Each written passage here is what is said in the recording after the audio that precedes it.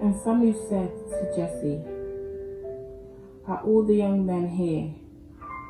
Then he said, "There remain yet the youngest, and there he is keeping the sheep."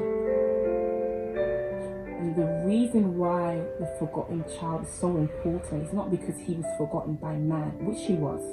It's not because he was forgotten by his father Jesse, which he was, David. But the forgotten child has such a huge significance because it was by the purpose of God, by the will of God, that David was forgotten even by his own father. You feel neglected, where you feel like perhaps you are not, you're seen to be inadequate, you're seen to be unworthy, as if you do not have a potential. When in reality, God allows people to forget you. God has allowed man to forget you. God has allowed the world to forget you. The world to diminish you, because during that time of you being forgotten, he was working on you. The Bible talks about David fending to the sheep. Taking care of the sheep was his role. Being dirty was his role. Being, behind the scenes, away from his brothers that were full of stature, that were handsome, that were strong, that were beautiful, was where David was. He was behind. God preserved him. God kept him. God covered him.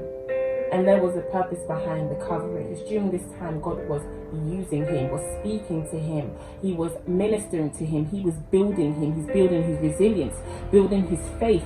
God was doing his work. God was tending to him. Who would have thought that David could have been king? Who would have believed that God himself could have chosen David to be king? The Bible talks about his siblings and how they were and what they looked like and how they fit more in terms of what Samuel was looking for as a replacement for Saul. And perhaps you are also that forgotten child. During this time where God has allowed you to be forgotten is a time where you guys are grown in intimacy, you're grown in understanding. He's doing his work on you. Out of all of these people, he has chosen you. A flower coming out of the concrete, you are. Forgotten child. Give it time.